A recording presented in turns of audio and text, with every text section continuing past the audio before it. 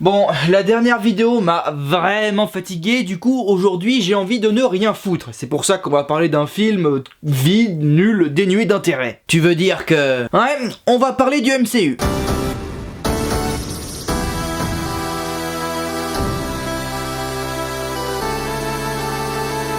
Bonjour à tous et bienvenue dans ce nouvel épisode de Pop. Et comme je l'ai dit juste avant, je suis fatigué patron, trop fatigué. Et c'est pour ça que j'ai envie de parler d'un film vide, dénué d'intérêt. Et ça tombe bien parce que la phase 4 du MCU est là pour nous. Allez, c'est parti pour...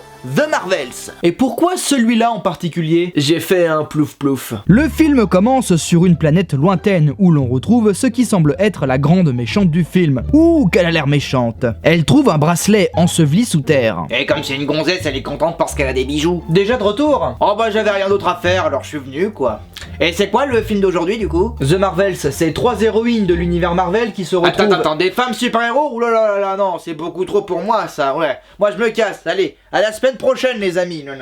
Des femmes super-héros, et puis quoi encore? Des hamsters, des hamsters agents secrets? Il serait pas capable de faire ça Disney, non, il serait pas capable. Bon...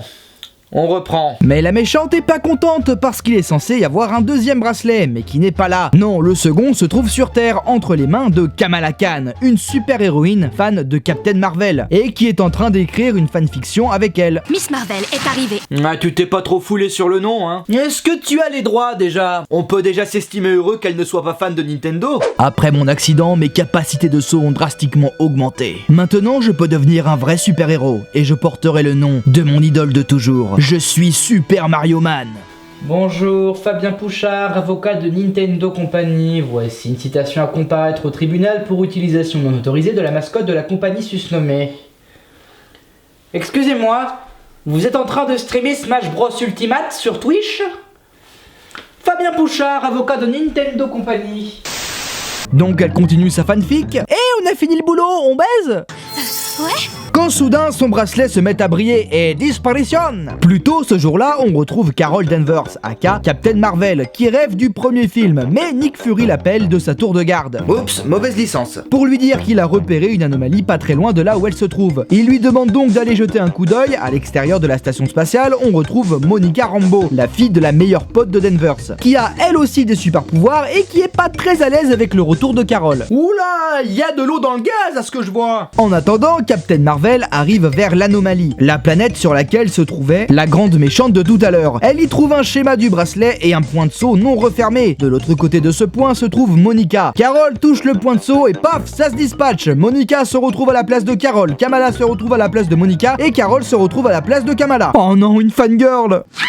Vous êtes Nick Fury! Salut! Ouh, je sens qu'elle va être insupportable, elle. Puis re-échange. Carol revient à sa place, pète la gueule des méchants, puis elle fait comme dans l'infanterie, elle se casse ailleurs. Tu te tires ailleurs, triple buse. Tu fais comme dans l'infanterie et tu te tires ailleurs. T'as l'air d'un demeuré. Oui, bah ça va. Kamala, qui entre-temps est revenue chez elle, explique tout à ses parents. Tu dis que Captain Marvel était chez nous? Oh putain, je mouille. Captain Marvel se rend sur Tarnax, là où se trouve un refuge pour les Skrulls, une race extraterrestre dont elle croit responsable des événements troublants qui sont arrivés. Mais les Kree, une autre race extraterrestre, avec leur chef, la méchante de tout à l'heure, Dar-Benn, sont déjà là. Carol s'infiltre dans le vaisseau Kree, mais échange sa place avec Miss Marvel. La bagarre commence, Monica prend la place de Kamala. Pendant ce temps, Nick Fury fait des blagues. Et qu'il a déclenché ça! Ciseaux, c'est moi qui ai gagné. Fury! Et bon, c'est très chiant à décrire, alors on va juste dire que ça fait la baston à des endroits différents et que les 3 héroïnes n'arrêtent pas de switcher. Après la bagarre, Monica et Fury passent voir la famille Khan. Rambeau informe Kamala que elle ainsi que Miss Marvel ont le même type de pouvoir. Quand je pense que Captain Marvel était là et que je l'ai même pas rencontré alors qu'on est un peu comme des sœurs, genre on a quand même le même nom! Bah normal, tu lui as piqué son blaze, ça fait pas de vous des super copines, mais ça fait de toi une plagieuse. Mais au moment où Kamala utilise son super pouvoir, elle échange de place avec Carol. Ce qui fait que Monica et Captain Marvel se revoient enfin, et elles ont l'air très mal à l'aise. Bon, ça permute et repermute, finalement, avec tous ces changements, Monica et Kamala se retrouvent dans le vaisseau Kree, avec la méchante Dar-Benn, qui s'apprête à les tuer, mais Carol rapplique. Eh bah, elle a fait vite. Bon, rebagarre et permutage, la méchante elle est pas contente, et comme elle est pas contente, elle dit bah tiens, je détruis la planète puisque c'est comme ça, allez, ciao les losers. L'équipe aide les Skrulls à évacuer, et un caméo de la Valkyrie de Thor plus tard, on se retrouve sur Hala. Non, Non, rien à voir avec lui. Il s'agit de la planète de Darben, qui se rappelle du jour où Captain Marvel est venu pour tout casser et plonger Allah dans une nuit perpétuelle, condamnant ainsi son peuple à vivre dans l'obscurité. C'est joliment tourné, pas comme ce film.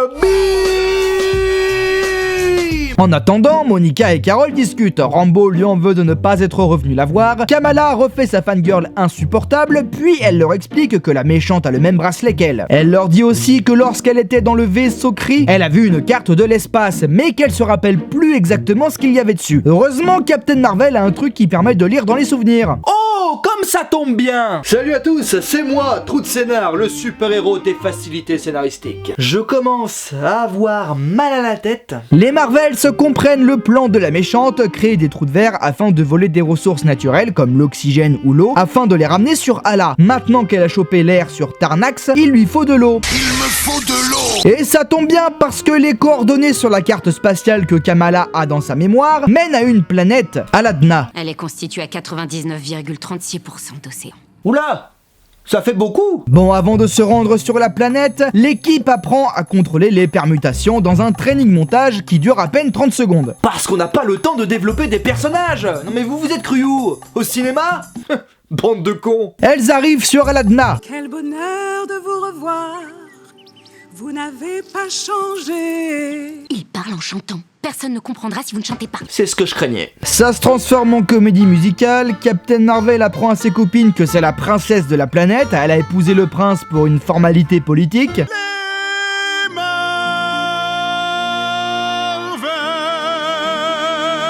Oh ta gueule! Avant que tu t'en ailles comme à chaque fois. Yeah, nous sommes tous en danger.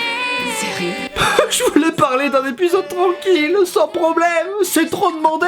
Au même moment, Nick Fury trouve des œufs bizarres planqués dans la station spatiale. Mais revenons sur Aladna. Le prince a des tenues de combat qui reprennent la DA de chacune des héroïnes. Et on remercie qui pour ça? Moi! Trou de Scénar, le super-héros des facilités... Oui, on sait qui vous êtes. Merci de ne plus intervenir dans ce film. Oui, bien sûr. Et je suis sérieux, hein? Oui, moi aussi. Mais pourquoi vous me faites un clin d'œil? Je suis sérieux de chez sérieux! Darben et son armée arrivent, c'est l'heure de la baston. La méchante voit que Miss Marvel a le second bracelet. Darben active son trou de verre et commence à voler l'eau. Pas facile à justifier au commissariat cette situation. Bon alors, dites-moi tout. C'est Darben, elle m'a volé. L'individu su se nommer a dérobé quelque chose de concret à la victime. Et qu'est-ce donc? Elle m'a volé mon eau! Veuillez circuler, monsieur, avant que je n'appelle la police. Ah ouais, non, je suis con, la police c'est moi. Veuillez circuler, monsieur, avant que je ne m'appelle. L'équipe des Marvel s'enfuit en laissant Aladna sans protection. Ça a dû être étouffant, mon numéro de superfan. Tu n'imagines pas à quel point. Captain Marvel a l'intuition que Darben va aussi piquer les ressources de la Terre. En attendant, à la station spatiale, une onde de choc créée par un point de saut détruit la station et Nick Fury se rend compte que les œufs qu'ils ont trouvés appartenaient à Goose, le chat alien de Captain Marvel. Oh, trop mignon les petits chats! Mais qu'est-ce que ça vient foutre dans l'intrigue? Bonjour. Oh non, qu'est-ce que vous avez fait encore? Pour évacuer tout le personnel, Nick Fury se sert des chatons aliens qui peuvent ingurgiter des gens afin de pouvoir évacuer le personnel au complet. Sinon, il n'y avait pas assez de place dans la capsule. Je couve une sévère dépression. Donc, après une séquence musicale... Monica a pu localiser Darben qui vise le soleil. Les Marvels partent confronter la méchante et rebagarre et permutage. L'équipe en vient à bout, mais Monica a une idée. Au lieu de prendre l'énergie du soleil, Captain Marvel pourrait réanimer le soleil de Allah. Bah oui, elle en avait les capacités depuis le début en fait. Rebonjour. Dégage, putain, dégage. Pour Allah. POV, tu es pilote d'avion le 11 septembre 2001. Mais c'était une ruse. Darben pique le second bracelet à Kamala, elle active leur pouvoir et se tue en créant une faille spatio-temporelle et en annulant leur pouvoir de permutation par la même occasion. Mais en faisant équipe, elles arrivent à refermer la brèche en laissant toutefois Monica de l'autre côté de la faille, coincée dans un autre univers sans aucune possibilité de retour. Plus tard, Carol redémarre le soleil de Allah, puis elle vient habiter en Louisiane avec toute la famille Khan qui vient filer un coup de main. Putain, mais la famille de Kamala là, toujours en arrière-plan tout le long du film, elle est là, on s'en fout, elle sert à rien, mais elle est là, toujours. Peu après, Kamala se la joue Nick Fury et va recruter Kate Bishop, la remplaçante de Hawkeye. Oh là là là là, y a rien qui va. Je vais rassembler une équipe. Je veux que t'en fasses partie. Pas moi. Allez, ça m'énerve, scène post-générique. On retrouve Monica Rambeau dans un autre univers. Nous espérions que vous pourriez nous le dire.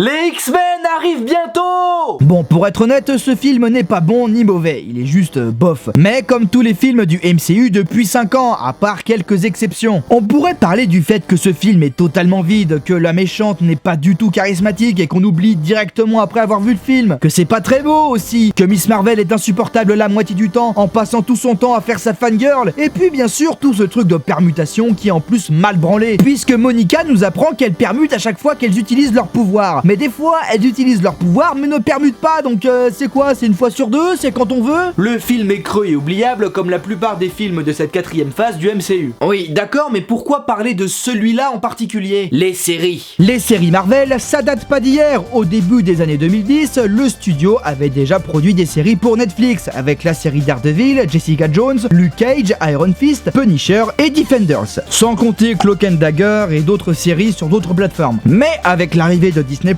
Marvel a eu l'idée d'introduire des séries sur cette plateforme, sauf que contrairement aux séries Netflix, qui n'étaient pas canon à l'univers principal, enfin avant elles étaient pas canon, mais elles le sont devenues quand ils ont voulu réintroduire le personnage de Daredevil dans les séries du MCU. Ce que je trouvais complètement con déjà, parce que pour moi elles étaient déjà canon en fait. Dans les séries Luke Cage et Defenders, ils arrêtent pas de faire référence à l'attaque de New York par les extraterrestres qu'il y a eu dans Avengers 1. Donc ouais, pour moi c'était déjà canon de base, mais bon. Ce qui était bien avec les séries Netflix, c'est que ce qui se déroulait dans les films se passait indépendamment de ce qui se passait dans les séries et vice versa. Tu pouvais voir les séries sans voir les films et tu pouvais voir les films sans voir les séries. Mais la nouvelle idée du studio avec les séries Disney+ était d'utiliser les personnages des films pour faire des séries. Pourquoi pas après tout, si ça pouvait donner des conclusions à certains personnages qu'on n'allait plus revoir dans des films comme Vision par exemple avec la série WandaVision, ça pouvait être intéressant.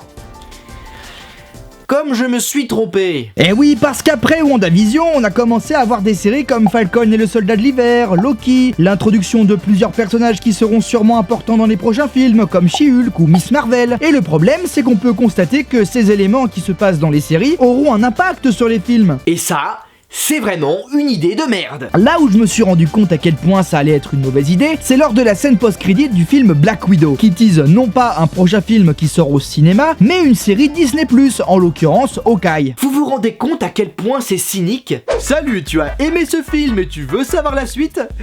Eh ben, achète un abonnement Disney+, mon pote. Le problème, c'est que les séries Marvel, elles sont nulles pour la plupart, mais nulles à chier, et pas beaucoup de gens les regardent. Salut, tu as aimé ce film et tu veux savoir la suite? Non? Ah, ok.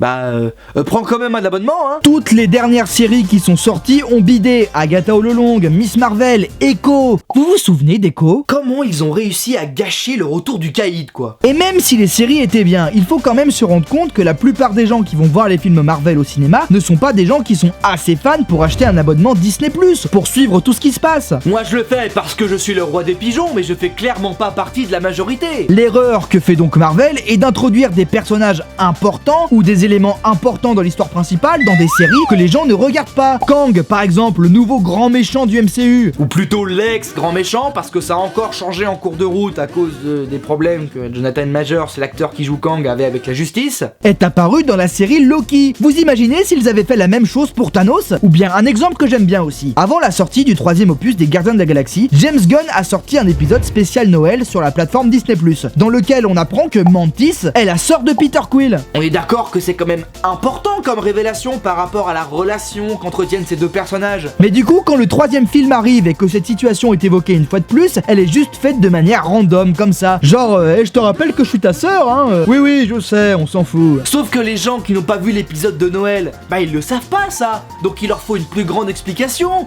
une plus grande portée d'émotion peut-être. Ouais. Bon, et quel est le rapport avec le film du coup? Le problème, c'est qu'avec toutes ces introductions de personnages et d'événements dans les séries, il y a forcément un moment où tous ces éléments vont se retrouver dans les films. Et les gens qui n'ont pas vu les séries ne vont rien comprendre. Et ce film, pour moi, c'est The Marvels. Sérieusement, pour comprendre qui est Monica Rambeau, il faut avoir vu WandaVision. Pour savoir qui est Miss Marvel, il faut avoir vu la série Miss Marvel. Et pour savoir ce que fout Nick Fury dans l'espace, il faut voir la série Secret Invasion. Et bon, là je chipote un peu, mais si tu veux savoir qui est la meuf avec l'arc à la fin du film, il faut avoir vu la série Hawkeye. Mais bon, là c'est vraiment du chipotage, c'est très secondaire dans le film. Sauf que ça fait quand même déjà 3 séries à se taper, plus le premier film Captain Marvel. Quand tu penses qu'à l'époque les gens se plaignaient parce qu'il fallait voir tous les films Marvel pour comprendre la suite, c'est n'importe quoi. Qu'est-ce qu'ils diraient aujourd'hui? Heureusement, en voyant les chiffres catastrophiques qu'a fait The Marvels au box-office et les chiffres désastreux qu'ont fait les dernières séries Marvel, le studio est en pleine remise en question et donc on peut espérer que prochainement on aura peut-être de l'amélioration. Oh, t'as vu, ils ont réengagé Robert Downey Jr. pour interpréter le rôle de Fatalis. Ouais, je suis sûr que ça peut le faire, c'est pas comme s'il avait un personnage qui lui collait à la peau dans le MCU. Oh, t'as vu, le projet Blade qui devait être un film, puis une série, puis un film a encore été reporté. Ah oui, mais c'est sûrement pour améliorer le scénario, hein, c'est pour ça. Oh, un nouvel épisode de Agatha All Along est sorti. Tuez-moi par pitié.